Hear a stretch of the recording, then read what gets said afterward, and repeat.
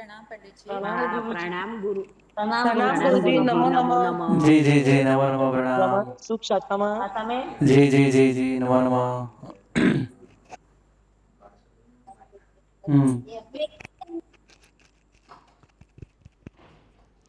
Okay, अभी सबको आवाज आ रही है ना मेरी? गुरु जी। जी गुरु जी। ओके गुरु जी। ओके, एक मिनट ना। चलो, हेलो। जी गुरु जी। जी गुरु जी आ रही है।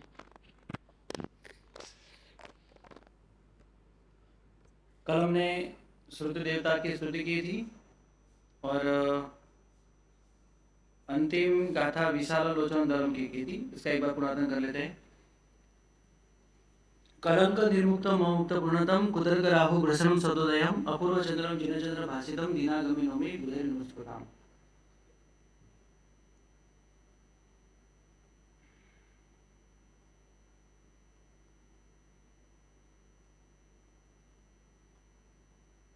अगेन साउंड चला गया गुरु जी। जी,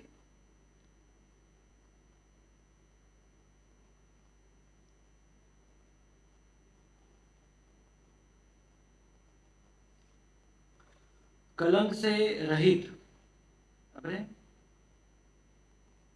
और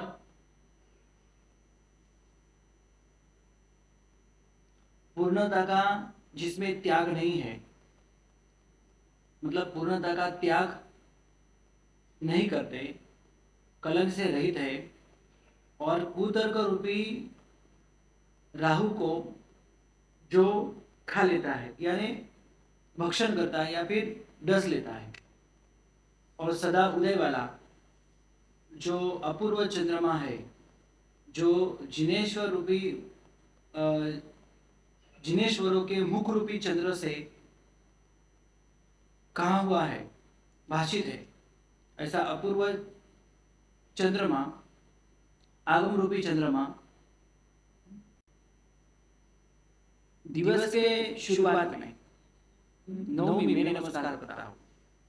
वो कैसा है? उदय नमस्कृतम, पंडितों के द्वारा नमस्कार किया गया है।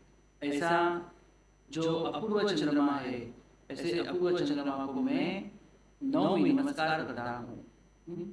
वो अपूर्व चंद्रमा कैसा है? जिन चंद्र भासितम,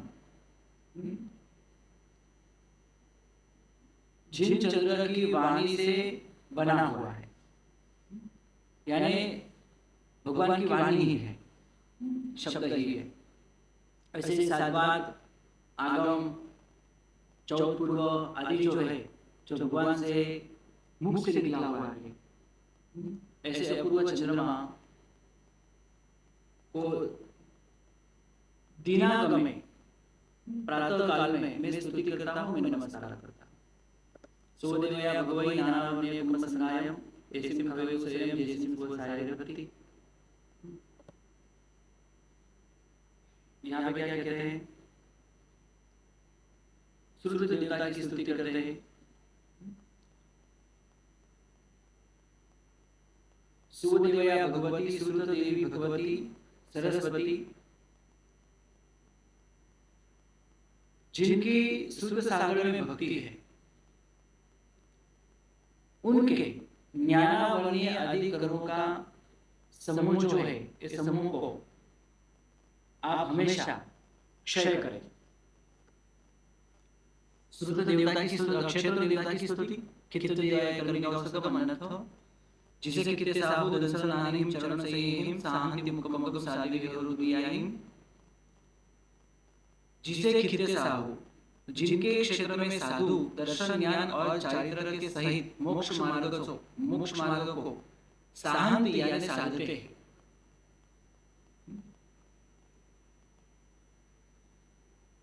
सा देवी, वो जो श्रुत देवी जो है, श्रुत क्षेत्र देवता जो है, वो दुरित को, पाप को हरऊ यानी हरण करे। भवन देवता की स्तुति, ज्ञानादि गुण युक्तानाम नित्यं स्वाध्याय संयमवर्तानाम विदधातु भवन देवी शिवम सदा सर्व साधना।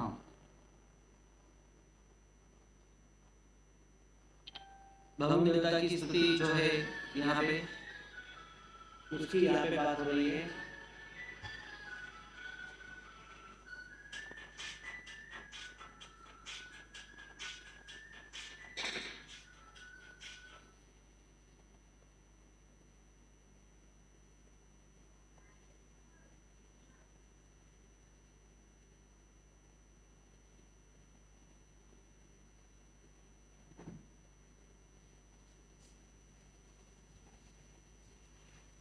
ज्ञानादि गुण युक्तानां नित्यम स्वाध्याय संयमरतानां। ज्ञान आदि गुण से जो युक्त है और नित्य हमेशा स्वाध्याय संयमरतानां, स्वाध्याय संयम के अंदर जो रक्त है, रक्त है यानी उसमें ही एक मग्न है, एकाग्रचित्त है, ऐसे साधु नाम, ये साधु का विशेषण है। ज्ञानादि गुण युक्तानां नित्यम स्वाध्याय संयमरतानां सर्व साधूनां। इसका संबंध नीचे है। ज्ञानादि गुणयुक्तानां नित्यम स्वाध्याय संयमरतानां सर्व साधूनां सदा भवन देवी शिवम विदधातु। ज्ञानादि गुण से युक्त और हमेशा स्वाध्याय संयम आदि में एकाग्रचित्त बने हुए ऐसे सर्व साधु भगवंतों को सदा हमेशा हे सुर देवी शिवम विदधातु, सदा हमेशा आप कल्याण करो या फिर कल्याण को धारण करो। नंबर लिखते हैं यहाँ पे, ज्ञानादि गुण से युक्त, ज्ञान आदि गुण से युक्त और हमेशा हमेशा स्वाध्याय संयम में रक्त ऐसे सर्व साधु भगवंतों को हमेशा भवन देवी शिवम यानी कल्याण या सुख प्रदान करे, धारण करे। राइट, सरल है। क्षेत्र देवता की और एक स्तुति है। खितो देवयाय गणिकावसगम मनथ यस्या क्षेत्रम समाश्रित्य साधुभिः साध्यते क्रिया सा क्षेत्र देवता नित्यम भूयानः सुखदायिनी। जिनके क्षेत्र में आश्रय से साधु भगवंत क्रिया को साधते हैं, जिनके क्षेत्र में रह के आश्रय करके साधु भगवंतों के द्वारा क्रिया को साधते हैं,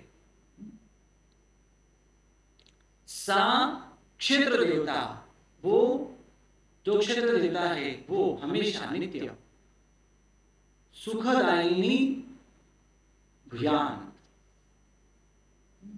यानी सुख देने वाली है देवी। यहाँ पे क्षेत्र देवता कोई भी देव, यहाँ पे क्षेत्र देवता के रूप में कोई देव भी हो सकती है, कोई देव भी हो सकता है।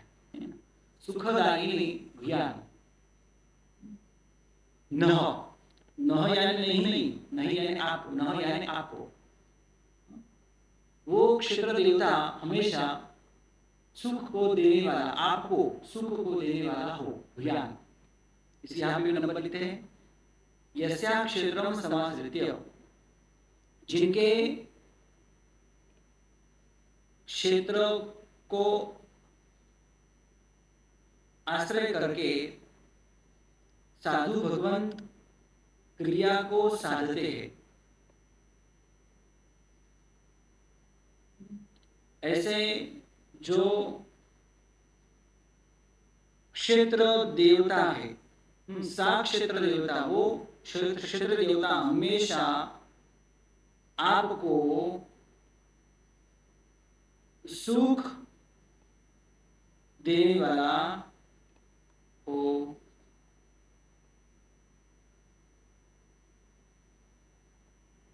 ओके,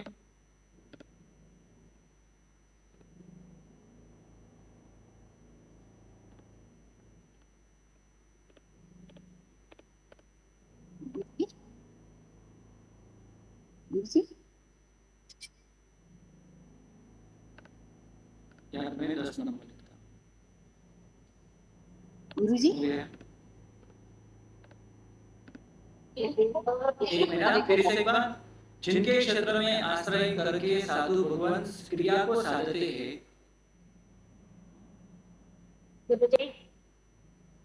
एक मिनट, सा क्षेत्र देवता वो क्षेत्र देवता हमेशा आपको सुख देने वाले हो। हाँ बोलो जी बोलो। ये न तो हमको होता है ना, आवाम न हमको। क्या आपकी आवाज नहीं आ रही है? जी मैंने कहा न का मतलब ये आवाम की जगह लगता है ना, न हमें। हाँ न न यानी आपको, हमें न यानी आपको, हमें नहीं होता, हमको। हमको भी कह सकते हैं। अच्छा जी। ये कहने वाले कौन है? अपन ही है ना जो साधु अब जो क्रिया करते हैं। देखो यहाँ पे कहने वाले कौन है पता है? गणेश भगवान रचित है, जी है ना? गणेश भगवान रचित है तो आपको या हमको भी कह सकते हैं, ऐसा कुछ नहीं। ओ भारत में हमको ही समझना है। अच्छा या गणेश भगवान कहते हैं कि आपके लिए एक क्षेत्र देवता क्या हो, सुख देने वाले हो। आपको हमको समझना है, हमको, है ना? जी तो जिनके क्षेत्र में आश्रय करके साधु भगवान क्रिया को साधते हैं, वो क्षेत्र देवता हमेशा आपके या हमारे सुख, हमको सुख देने वाले हो भैया। जी ठीक है? यहाँ पे हम एक देख सकते हैं, खित देवयाय कर्मी कौशलम, हम प्राकृत में आदेश मांगते हैं। खित देवयाय कर्मी कौशलम अन्यथा उसज्जीवनम निष्ठज्जीवनम। और स्तुति हम यहाँ पे संस्कृत बोले, एक ही स्तुति है जो संस्कृत में है।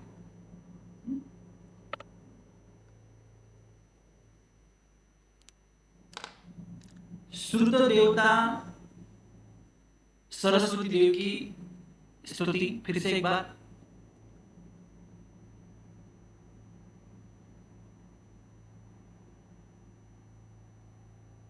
या तो श्रुत देवयाय है, सुव देवयाय है। सुव देवयाय कर्मी कौशलम अन्यथा कमलदल विपुल नयना कमलमुखी कमलगर्भ समगौरी कमले स्थिता भगवती ददातु श्रुत देवता सिद्धिम। इसका अर्थ भी क्लियर है, सिंपल है। कमल दल विपुल नयना, श्रुत देवी सरस्वती माता कमल ऊपर बैठी हुई है। वो कमल कैसा है? किसके साथ उसकी समानता हो सकती है?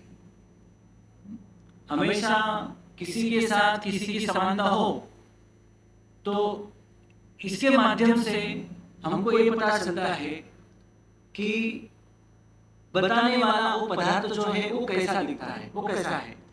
इसलिए हमेशा कभी कभी तो न चाहते हुए भी हमको उपमाएं बताई जाती है ना?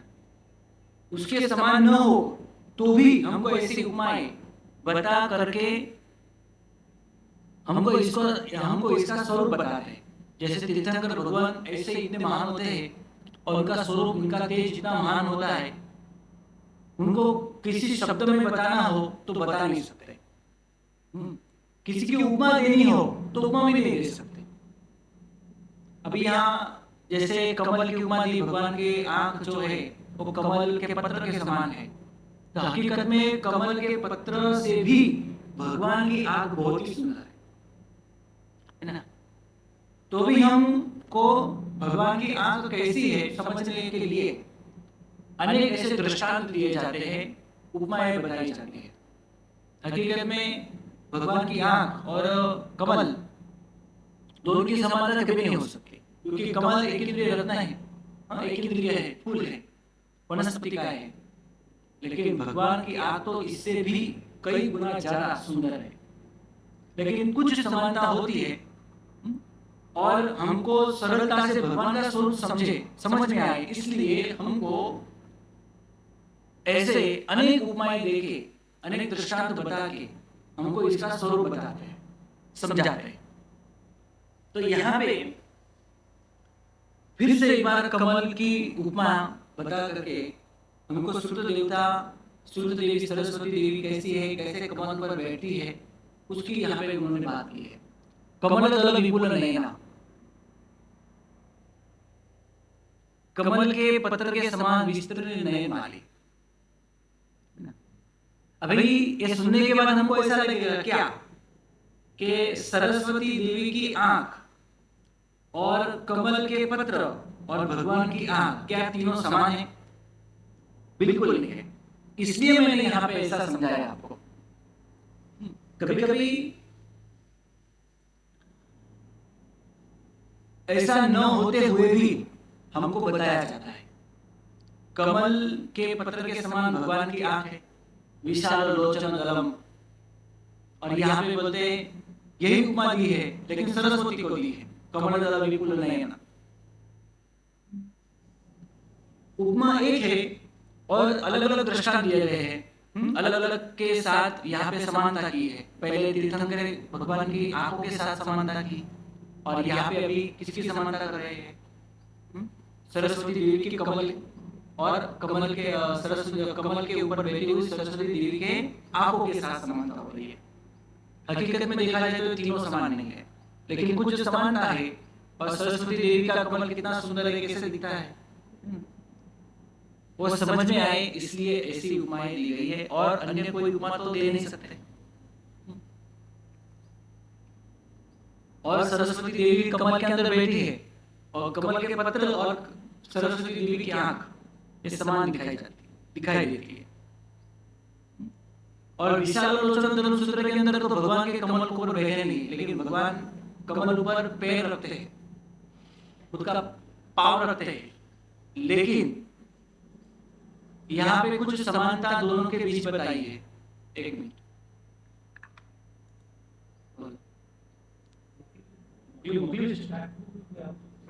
बंद कर दो क्लास।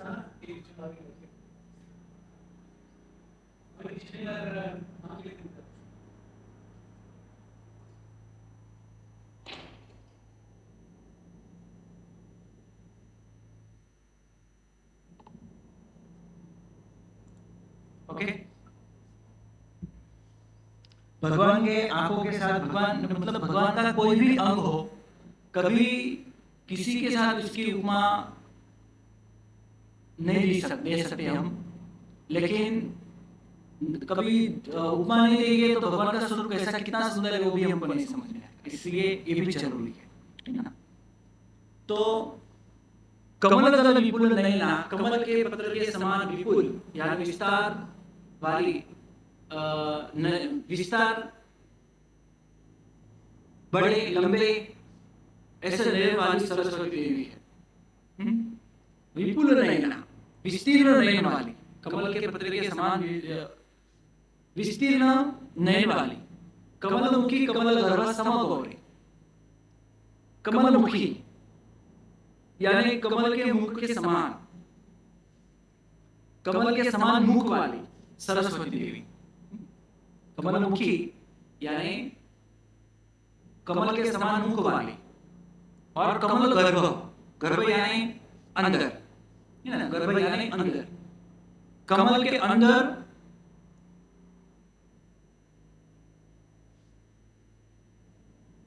का जो भाग है वैसे ही गौर वर्ण वाली कौन है? सरस्वती देवी है। कमले स्थिता भगवती, और जो कमल के अंदर बैठी हुई है, ऊपर सरस्वती देवी के नयन कैसे वो बताए, बाद में बताया कि सरस्वती देवी का मुख कैसा है, वो भी संपूर्ण कमल जैसा है, पत्र के समान उनकी आंख है, और कमल के अंदर का जो गौर वर्ण है, सफेद वर्ण है, उसके समान वर्ण वाली सरस्वती देवी है। और जो कमल के अंदर ही बैठी है, कमल स्थिता, ऐसी भगवती श्रुत देवी सरस्वती। यहाँ भी और भी इसका और एक विशेषण नीचे दिया गया है, श्रुत देवता। जो श्रुति की देवता है, ज्ञान की देवी है, ऐसी भगवती सरस्वती सिद्धिम ददातु, हमको भी सिद्धि प्रदान करे। यहाँ दोनों प्रकार की सिद्धि मान सकते हैं, भौतिक लौकिक, ऐसी सिद्धियां मुझे प्रदान करे, जैसे कवित्व मिलना, कवि बनना, व्याख्यान वाचस्पति बनना, वक्ता बनना, ऐसे अनेक सिद्धि प्राप्त हो।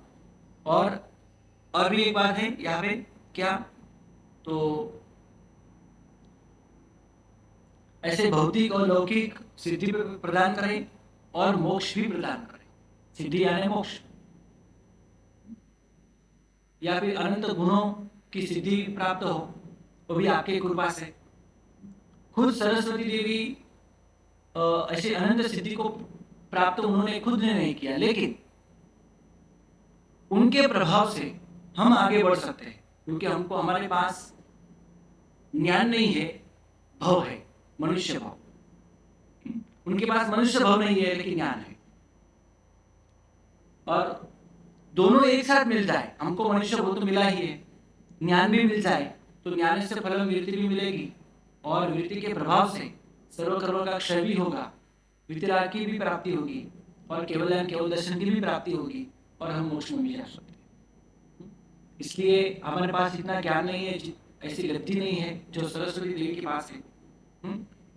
लेकिन सरस्वती देवी के पास भाव नहीं है, ज्ञान है, हमारे पास भाव है लेकिन ज्ञान नहीं है, इसलिए ज्ञान की प्राप्ति यहाँ पे हम उनके पास से मांग रहे हैं, और परंपरा से मोक्ष की प्राप्ति हो, सिद्धि की प्राप्ति हो, ऐसी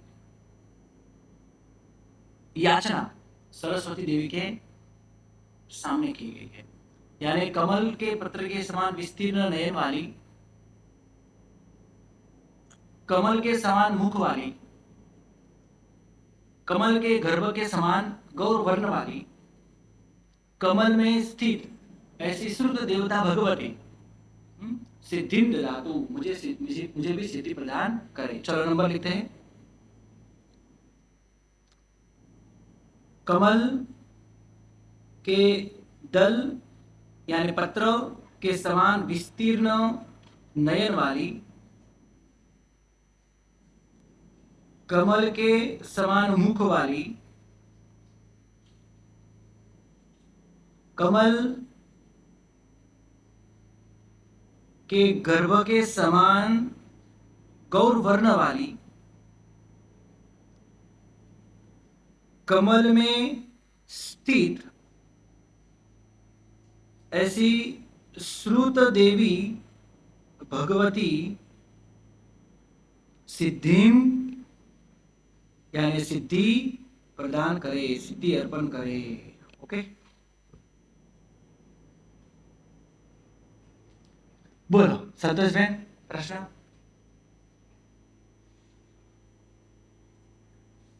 हाँ जी, कोई प्रश्न हो तो पूछो।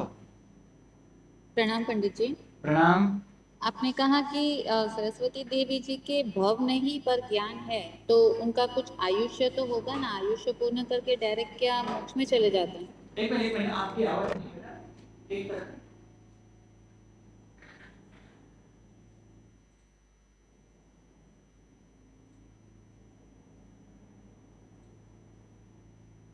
आप क्या बोल रहे हो? आपने कहा कि सरस्वती देवी के भव नहीं पर ज्ञान है, तो उनका आयुष्य तो होगा ना, तो वो आयुष्य पूर्ण करके डायरेक्ट मोक्ष में चले जाते हैं? मनुष्य भाव की बात है, मनुष्य भाव की बात नहीं, मनुष्य भाव नहीं है। अच्छा, ये मनुष्य भाव नहीं है, तो उनका आयुष्य तो पूर्ण होता होगा ना फिर? हाँ, हो ही गई ना, होगा नहीं, फिर आएगी, फिर मनुष्य भाव में आएगी। आयुष्य पूर्ण होने के बाद तो उनको ये भोग की प्राप्ति होती है, और ये अल्प समय में मोक्ष में भी जाते हैं। ओके, जी जी जी। ऐसे सम्यक ज्ञान में जिसकी है ना, सम्यक ज्ञान के अंदर जिसकी आसक्ति हो, सम्यक ज्ञान जिनको बहुत प्रिय हो, ये सम्यक ज्ञान के प्रभाव से जीव जल्दी मोक्ष में जाता है। इसलिए ऐसा कहा गया है, ऐसा बताया गया है कि मोक्ष में जाना हो तो सबसे कठिन मार्ग कौन सा है? सबसे कठिन तो वो है चारित्र मार्ग। अत्यंत सरल मार्ग मार्ग कौन सा है? तो वो है भक्ति। और अत्यंत श्रेष्ठ मार्ग कौन सा है? तो वो है ज्ञान। वो क्या है? ज्ञान। ज्ञान। सबसे श्रेष्ठ है। इसलिए वैराग्य भी कैसा होना चाहिए? ज्ञान गर्भित वैराग्य होना चाहिए। ज्ञान गर्भित वैराग्य हो, ज्ञान से युक्त चारित्र हो, तो जीव जल्दी मोक्ष में जाते हैं। और देखो, कोई भी गुण हो और कोई भी सिद्धि हो, उसके पीछे ज्ञान तो होता ही है ना? ज्ञान तो होता ही है। और तीर्थंकर भगवंतों को केवल ज्ञान की प्राप्ति होने के बाद ही सब कुछ होने लगता है।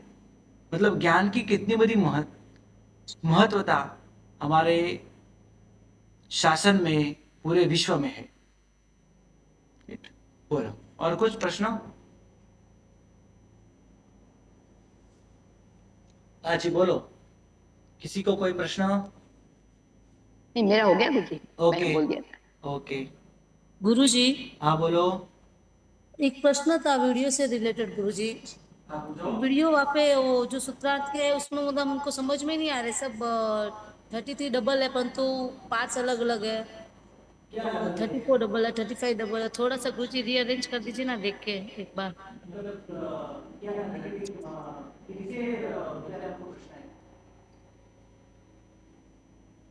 हेलो गुरुजी, हेलो आपको किसके जी। संदर्भ अपने में प्रश्न है? लास्ट, हाँ, सूत्रार्थ में जो गुरुजी अभी वीडियोस आए थे ना सारे, हाँ, तो सारे वीडियो पता नहीं कैसे, मतलब 35 दो दो है, 34 दो है, 33 दो है, परंतु वो सब एक ही वीडियो नहीं है। मतलब 33 में अलग चलो वीडियो देख बता लेता रहे हूँ, हैं। जी देख गुरुजी, लेता हूँ, थोड़ा चलो। सा जी जी गुरुजी, धन्यवाद।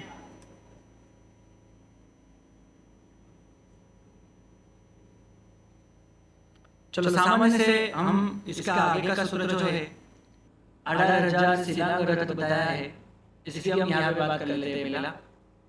तो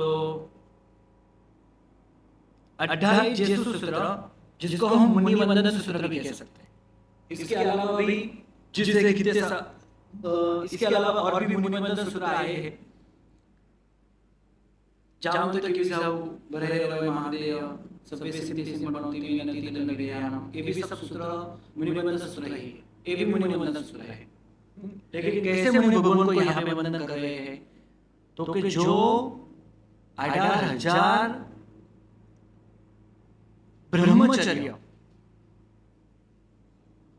को धारण करते हैं, ऐसे मुनि भगवान को यहाँ पे वंदन किया है।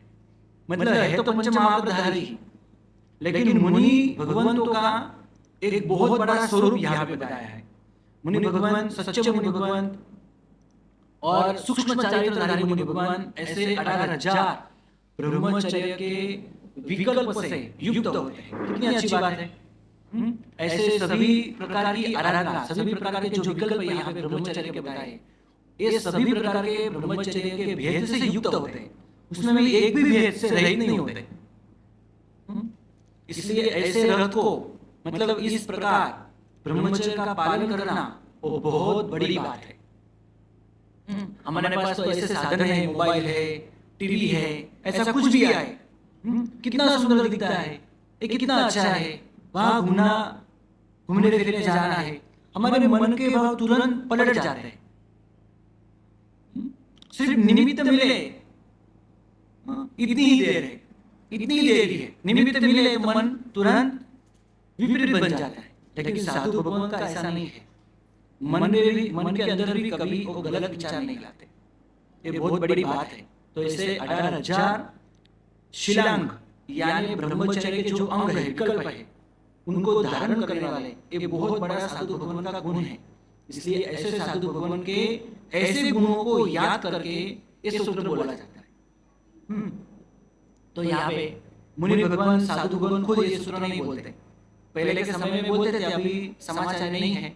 साधु भगवान के लिए सूत्र नहीं है, क्योंकि साधु को वंदन नहीं करते। इसलिए इस सूत्र अभी साधु भगवान नहीं बोलते।